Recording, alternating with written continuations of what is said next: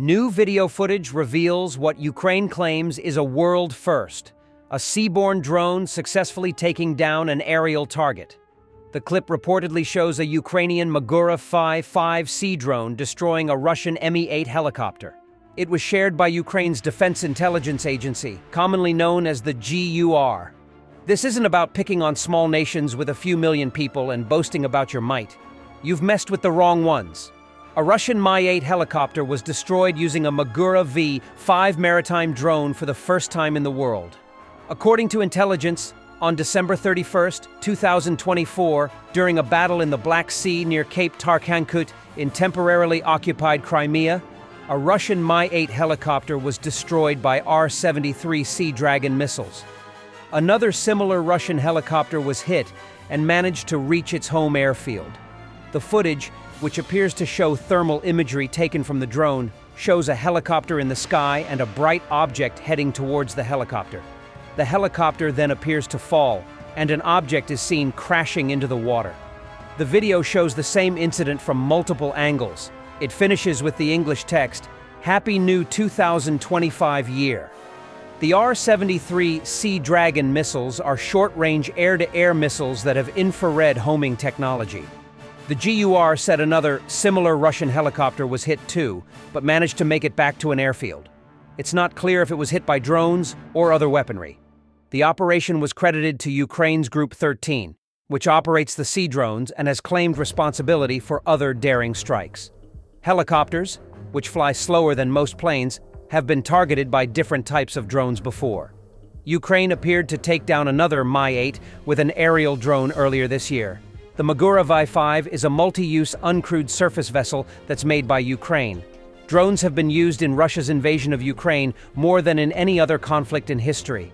That includes large, military-grade and small, civilian-style drones in the air, as well as naval drones. Its naval drones have targeted, damaged, and destroyed some Russian ships, helping Ukraine in its lopsided fight against Russia's Black Sea Fleet.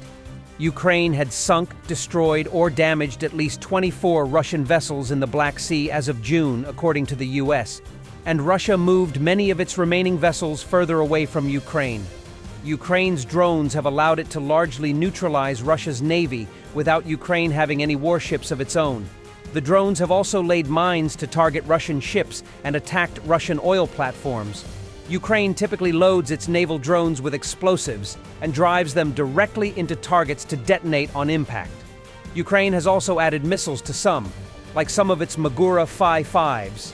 The drones have also had firefights with Russian helicopters, aircraft, and patrol boats. Ukraine makes its own sea drones, which, alongside the Magura 5-5, include the powerful Sea Baby drone. 482, I was shot down. I'm falling. This is an interception of the Russian radio during the shooting down of a Russian Mi-8 by a Ukrainian Magura 5 naval drone. There was a bang. They hit me. There was a launch from the water. After that, there was another flash. I didn't see where it went, but the first one went straight at me and exploded somewhere nearby. I felt like a helicopter. Some systems had failed, said the pilot of the downed helicopter. Russians report that Ukraine will attempt another invasion at the junction of Kursk and Belgorod with 20,000 soldiers in the next 7 days. The enemy will strike at the junction of the Kursk and Belgorod regions. The enemy has amassed a fist. Up to 20,000 military personnel arrived from training in the West, as well as those withdrawn from the DPR. I would, of course, very much like to believe that the Belgorod section has been reinforced. The Special Forces operators burned down an entire fleet of ATVs that the Russians had so skillfully hidden. Russia is increasingly deploying ATVs and light vehicles on the battlefield as its stock of armored vehicles dwindles.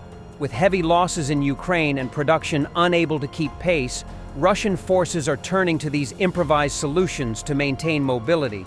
However, ATVs offer little protection, leaving troops vulnerable to Ukrainian strikes. This shift highlights the strain on Russia's military and underscores Ukraine's success in degrading Russian armor reserves. Banatsky Vasily Mikhailovich, born October 15, 1978, 352nd Motorized Rifle Regiment. hoped to serve his mandatory military service to obtain a military ID and then find a job. He signed a contract while serving and hoped to serve as a driver. Instead, he was sent to the stormtroopers. The contract ended on December 2nd, but no one let him go home.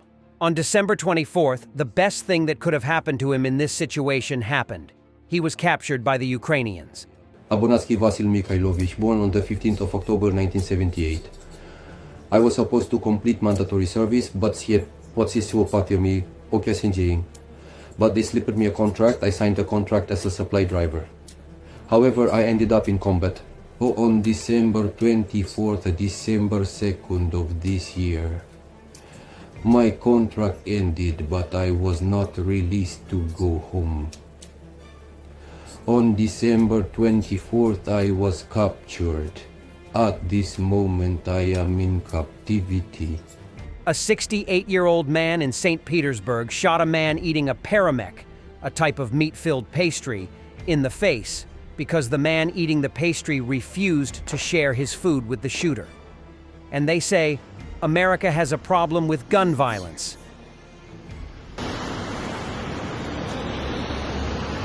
According to data from Russian police, the largest single transfer to fraudsters by Russians in 2024 amounted to 180 million rubles, $1.6 million, reportedly sent by a single pensioner.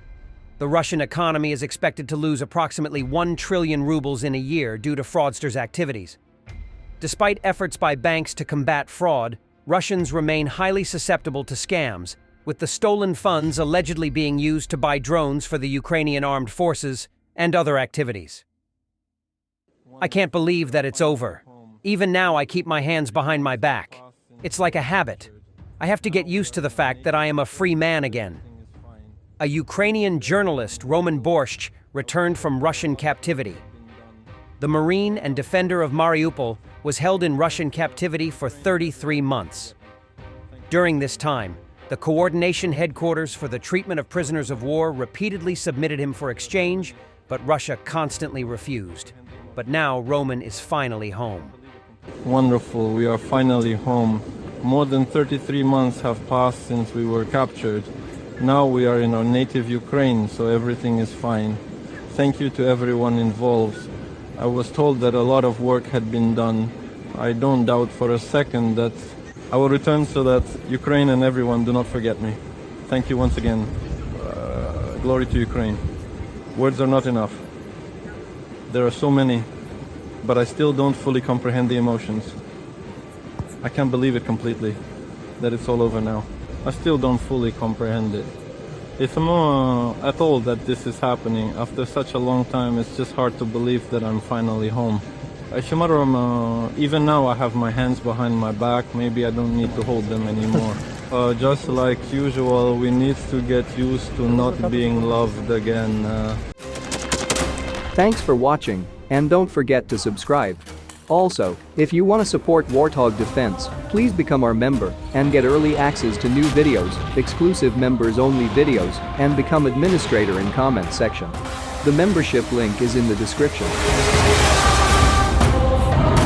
Rescues every day. We had a guy last week at 6 rescues in 6 days.